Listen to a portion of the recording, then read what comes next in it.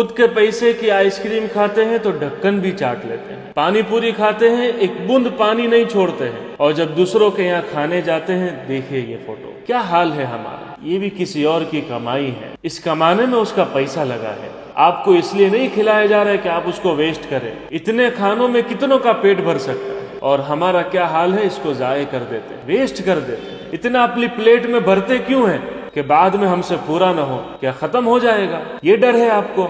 اللہ کے بندو، اللہ کی اس نعمت کی قدر کرو، اللہ کا شکر ادا کرو، قیامت کے دن اس کا حساب دینا ہے آپ کو۔ اس لیے جب شادیوں میں جائیں اس طرح بگاڑ نہ کرے۔ نبی کریم صلی اللہ علیہ وسلم نے فرمایا، تو اپنے لیے جو چیز پسند کرتا ہے وہی اپنے بھائی کے لیے پسند کر۔ کیا ہماری شادیوں میں اس طرح کوئی بگاڑ کرے گا، ہم کو پسند آئے گا؟ ہم اپنے رشتہ دار، اپنے مسلمان بھائی یا جو بھی ہو جس کے یہاں بھی کھانے جائے اس طرح بگاڑ نہ کرے۔ یہ اللہ کی نعمتوں کی ناقدری ہے، اس کا حساب دینا پڑے گا۔ جتنا کھا سکتے اتنا ہی پلیٹ میں بھرے، اور جب تک پورا نہ ہو وہاں تک دوسرا پلیٹ میں نہ ڈالے۔ یہ ادب بتلایا ہے، اس سے اللہ کی نعمتوں کی شکر گزاری ہوتی ہے۔